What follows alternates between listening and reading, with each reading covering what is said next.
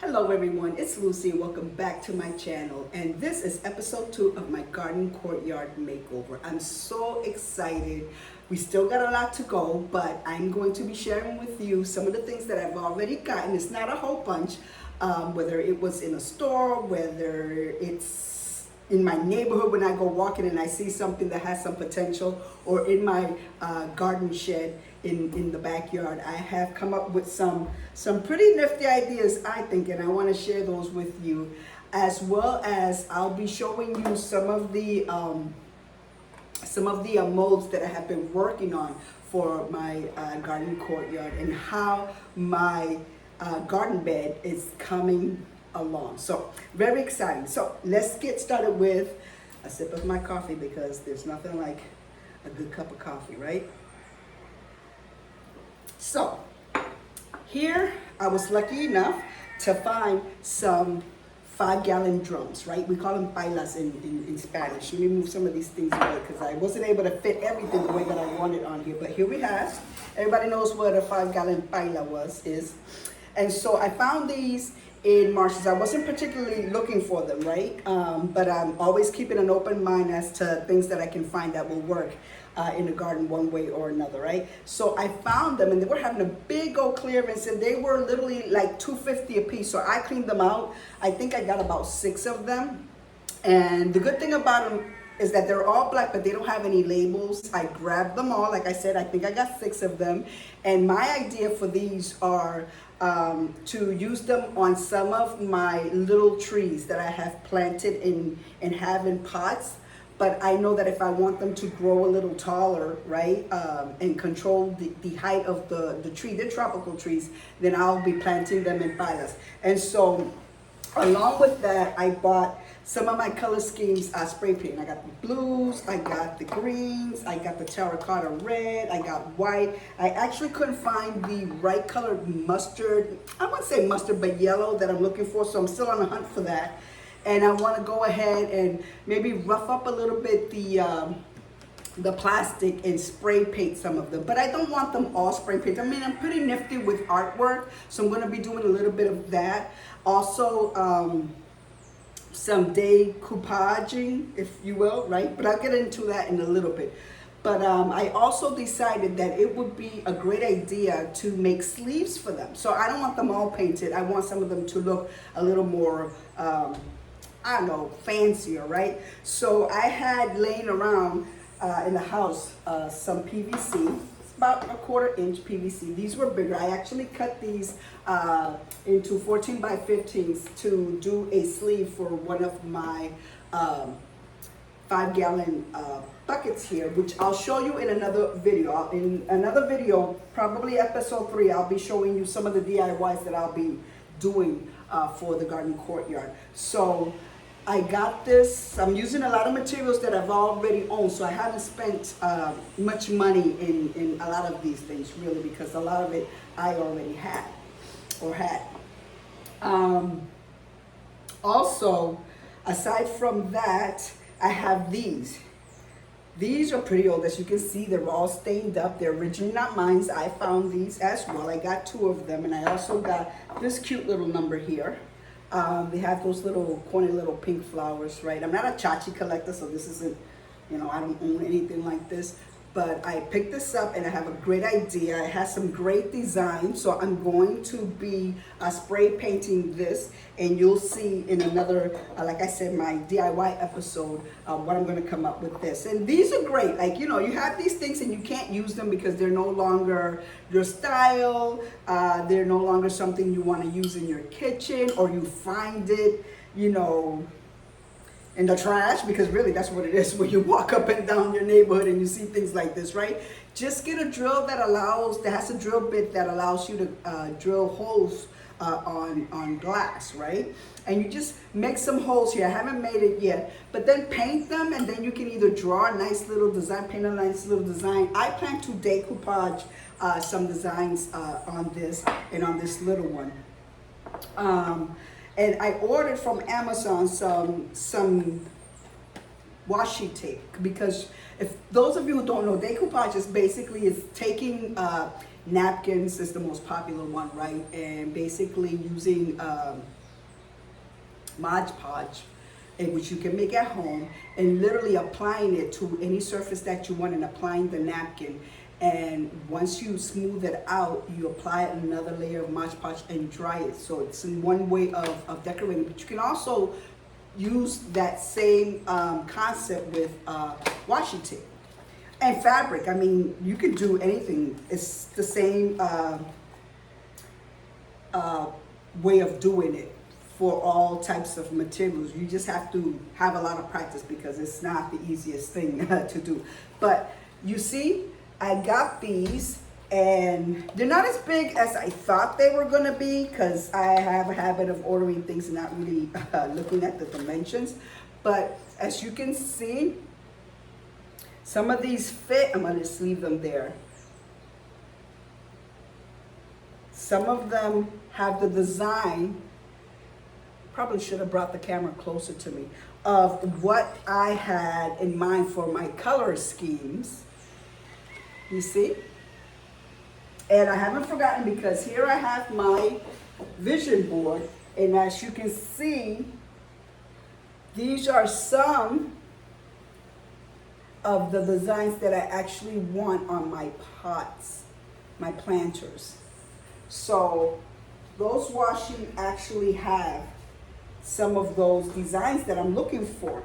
And so I'll be applying them. So excited, I can't wait till the DIY part comes, right? So that's my idea for that, for those.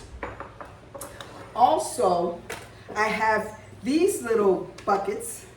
They're actually gallon containers from paints. I just took off the handles, right? And I had my husband literally take the rim off. So this is another one that I can paint and decorate. All of my pots are not gonna be like DIY. I'm gonna buy some really nice pots to kind of like add them here and there and look really nice. I don't wanna DIY all of my pots. But you know, when you got a lot of plants, you gotta kind of work out with the finances because it can get really expensive, especially big old pots. Because like I had mentioned before, you either find two that you like or you find two and they want like $100 for each. They're not cheap. You know, and so you got to get a little creative if you want to keep some of that money in your wallet, right? And so some of the other ideas that I have that I want to incorporate is some garden globes. And so I found these. As you can see, they're not that big, but I'll be actually applying some of these glass stones onto them. These are following, you know, the colors that I want. And I'll be using silicone. Now, silicone isn't glue, but it works as an adhesive when you're doing DIYs for your garden, because of course it's outside, it has to deal with the weather elements, you know, it's either hot, cold, or what have you, and it's raining most importantly, and this is waterproof. So this, I've researched, and it's very good to do these types of DIYs where you're doing like globes or even the sleeve that I want to make for some of my 5-gallon fuchsia pots, right? This is a cute little item here. My husband bought me this. This was actually in my, I don't know, my little Valentine basket that he made for me because he knows I'm working on my garden out there. And so it's a little butterfly. I think he found this in Walmart, and this glass is so cute. And let's see if I can remove it. He's so thoughtful. You see, and basically you, let's put it here, you hook it onto your pot. Isn't that cool? So I can't wait to apply that to one of the pots when it's done. And also, I bought this in Walmart. You see, isn't that pretty? This is by Better Homes and Gardens. I love Better Homes and Garden products. And I got it, as you can see the yellow sticker there, for $3.23. It was originally $12.94. So, and it's like the hammered look. Like I saw it, I said, oh, that's a good bowl, because it's metal. I says, I don't really particularly need a bowl, but if you remember, I mentioned that I wanted like a little fire top for the table, the coffee table, if you will, for the garden. So I said, be cool if I put a bunch of stones in here, right? And then I bought these, the methanol blue lights. I'm pretty sure you guys are familiar with this. If you ever ordered a poo-poo platter in the States, the little gel that they use to light up that poop, they don't do it anymore. I guess kids were lighting their hands and hair on fire. And so they no longer do that. They put that, that fake little grass out there to simulate fire. But if you buy these, I bought 3. I don't think I can fit 3 in here, maybe 1, right? In there with the stones. So I'm excited to show you guys how that's gonna be put together. So we got that, I covered this, I have this, and so I also went and purchased these. These are terracotta. They're just the bottom of saucer, if you will, that you put your pot in to collect the water. But there's a reason why, because in my many walks, looking at what people put out when they're either constructing or throwing fixtures away or what have you, I came upon, check this out, this beauty here. You see that? I didn't even clean it off. I wanted you to see it exactly how I found it. Except it did have a big long chain. This weighs a lot. This is probably, I'm not gonna lie, about 20 pounds. I'm just a very strong woman here. But oh my God, you see this? It's heavy. I saw it, I loved it. It looked like a lighthouse. My husband absolutely loves, what do you call those? Oh, it'll come to me. You know what I'm talking about, right? And so I wanted to refurbish this because I wanted to sit them on here and put like legs on these to have a different height, because I have 2. I found 2, a top one and a little one. It's so funny. I said, Mickey, I saw these, you have to go there and get them for me because I got plans. So I told my husband, I says, I want to basically sand off all this yucky stuff, remove the chain, which we did. I want to paint them, and I actually want to put a Hucky Puck light underneath here, and just use it, you know, around my patio furniture as a light, you know, like a little lamp. And I absolutely can't wait. Well,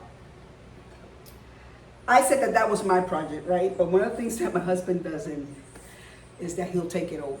So I said, this is what I want to do. And all of a sudden I saw him out there in the backyard with a power tool, literally cleaning off all of the bubbles and the rust that was on it. I'm like, baby, that was my project. He said, that's okay, I got this. So he actually did one. I wanted it painted in blue. And let me tell you, where is it? Where is it? Where did I put it? Oh my goodness, give me 1 second. And here we have the finished one. Isn't that gorgeous? Look at that.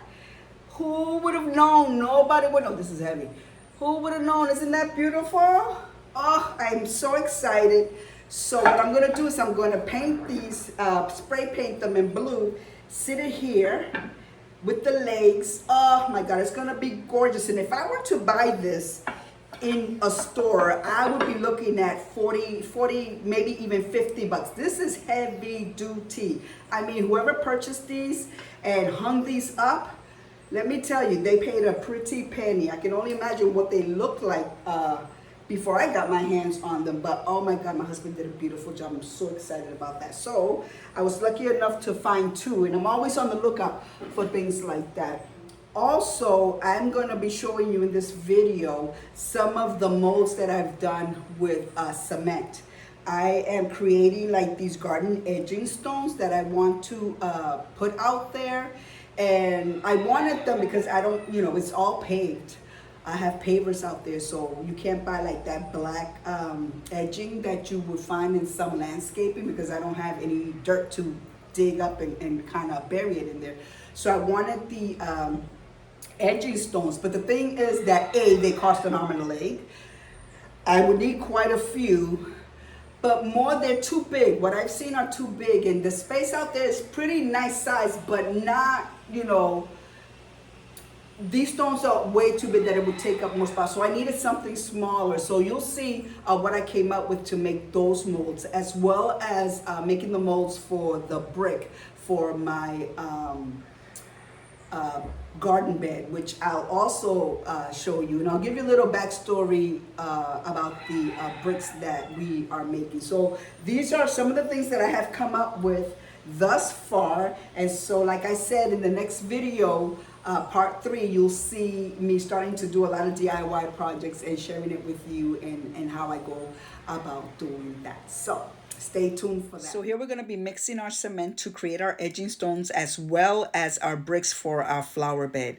Here we have these oatmeal containers that I held onto for this purpose. They're nice and round, and I think it'll make the size that I'm looking for to create the look that I want in our garden courtyard. I also decided to choose these because they don't have that design that most plastic commercial containers have. So I'm hoping that it'll release the mold a little bit easier. And I decided to go this route because the edging molds you'll find at the garden shop in Walmart or what have you are a little bit too big for the size that I want to work with. Here we also have the brick molding that I purchased in Amazon about a decade ago. They have held well because I used these already to make the bricks on the exterior of the house on our bay window area, and they came out beautifully. I used them and make stack stones with them. And so that's a close-up look of these molds. Really great molds. I definitely do think they are the best molds if you're looking to do something like this. So here in the bucket we have a little bit of water, so when we mix the cement it doesn't stick to the bottom. And we also have a little pulverized stone, which we call polvillo, that we'll be using, and some dish detergent. Masonry worker that we've done work with actually gave us this tip about adding a couple of drops into your cement mix, because what it will do is strengthen the cement, as well as give you a little bit more time to work with it and introduce these little bubbles that'll help with the expansion and shrinkage of the cement when it's drying in your molds. I also find that it helps release the mold a little easier too. I don't know why, but I think it helps with that as well. So that's a great tip, and I've done it before when I did these molds in the past for my bay window, and I'm going to continue to do it. So we're going to start to mix the cement now. So I'll be putting a couple of scoops of cement into my container, and I will be adding some pulverized stone in there as well. A little bit of cement goes a long way. Always remember that when you're mixing cement, to make any kind of crafts with cement or the molds as well. Also, I had to do a voiceover on this part of the video because the roosters and the chicken were next level with their cackling. And I also edited the length of the mixing of the cement because that could be a little bit tedious.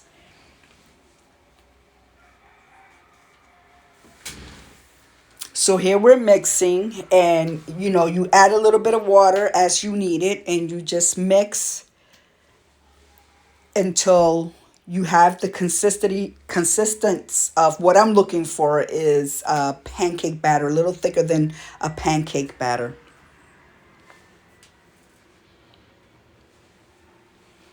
This is truly a labor of love. It is.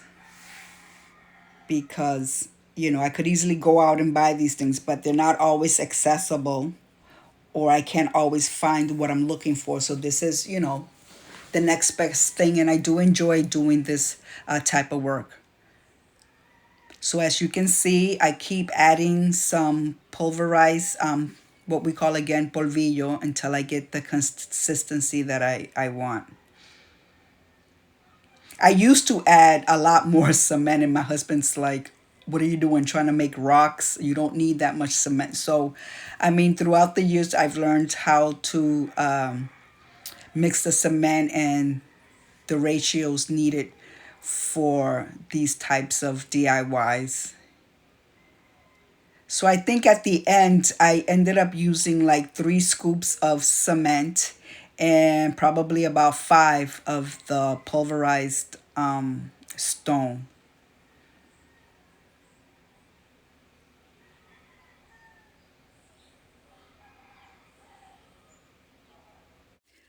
So we got our cement mix to the consistency that we are looking for, which is a little bit thicker than pancake batter. And now we're ready to add a couple of drops of dish detergent. And the mix is perfect and ready to use in our molds. So I'm going to start by scooping up some of the cement mix into our oatmeal mold. And as I was cleaning out the sides of the molds, I realized that, you know what, I really don't want these molds to be that tall in height. I actually just wanted to fill half of the mold because I didn't want it to be any taller. So I don't know what I was thinking about, but I went ahead and I eventually scooped some of that cement mix out and continued to making the rest of the molds the height that I wanted. And now for the brick mold. The good thing about wanting stack brick effect is the fact that you don't have to worry about the consistency of the thickness of the actual brick mold as you fill it, because you want different thicknesses in order to achieve that stacked brick look, which eliminates room for error. And anytime I can do that, I'm loving it. So we're tapping it here on our table to get some of those bubbles out. As you can see, that mold is ready to start drying. Now those molds, after 5 or 6 hours, I can actually pop them out of the mold and let them continue to dry on their own and do another 8 just to keep it moving. But I really can't say the same for the edging stone molds because it's a lot more concrete. It's a lot thicker, and so those are going to have to stay there for 24 hours before I can unmold them. So here we are a few days later. I actually did get to release some of the brick molds and some of the edging stone molds. But these are some of the bricks that I've already molded. As you can see, I've made them at different thicknesses to create that stacking stone effect. And so I'm really pleased with that. And I'm going to show you how I released this mold from, or release the cement brick from this mold rather. So I just kind of pull away at the edges, and as you can see on the back side, it's a little bit still attached. So you just want to continue to pull away at the edges and it'll detach. And once you do that, you kind of tap it carefully in order to release the mold. As you can see, I'll just take a brush and brush the little cement residue off of it. And here you have the mold. And now that will continue to dry on its own. So it'll allow me to continue to use those molds and make more bricks. Now for the edging stones, it wasn't as easy as I thought it was going to be. That one came out pretty easy, but I had to literally cut the bottom of those makeshift molds because it has a divot and it just would not let go of that concrete. So I went ahead and I cut around it, and then they released pretty easy. And the only thing is that I would have to retape it every single time I'm going to make a mold. And so I did that. And by day 3, when I went to unmold them, I ran into another problem because now they just did not want to come out easily. So I had to take my knife and run it down the whole entire mold to release it completely. And so I'll be working with that little divot at another time. I'm not worried about it. It's fixable. It's okay. And so as you can see, I'm going to be pulling away the masking tape. Thank God for masking tape, right? And so it makes it a lot easier actually to release the molds. You don't have to break a sweat. But there it is. And I actually forgot to bring my knife with me to run it. I just have to run it along the bottom and it just pops right off. But I'll do that afterwards. But they're coming out really nice. They are a little bit of a different height because, silly me, I'm working on a table that's warped. It's not straight, but I'm not really worried about it because in another video you will see how I'll actually even out the sizes and paint them. So look out for that. And so here you can see my little factory line of my edging stones. And so I'm pretty excited about that. And so I'll be showing you how those stacking bricks looks in the front of the house. So here's my husband. He's actually sitting there admiring the work that he's been doing on my flower bed, which is actually working as two things, a flower bed and a wall to deter the neighborhood dogs and pets or humans to come into the courtyard here. So it's coming along really nicely. I'm excited. I can't wait. So we have that in progress. And this is what I was talking about. When we designed this bay window, I originally bought the brick molds to do this. And then I was like, well, I don't know if I really want to do it. I don't know what it's going to look like. Am I going to get them all the same thickness? It might look crazy. And after I had like 100 of them done, I almost wanted to give up and say, you know what, maybe we should just buy the stack stone, until we got to Home Depot and saw the price. And I'm like, just for this wall here, I couldn't tell you the dimensions of this wall, but just to do this wall and those stack stones would have cost just about $1,000. And I was just not going to invest that kind of money on a design for this whole bay window area. And so we just started making bricks, but my husband laid them out so that I can kind of have an idea. And then I said, so since I love the stacked brick effect, then it doesn't matter if they come, the molds come out with the same thickness. This is what I was looking for. I'm very pleased. So we're gonna carry on this design onto the flower bed there. So I'm very excited. I cannot wait.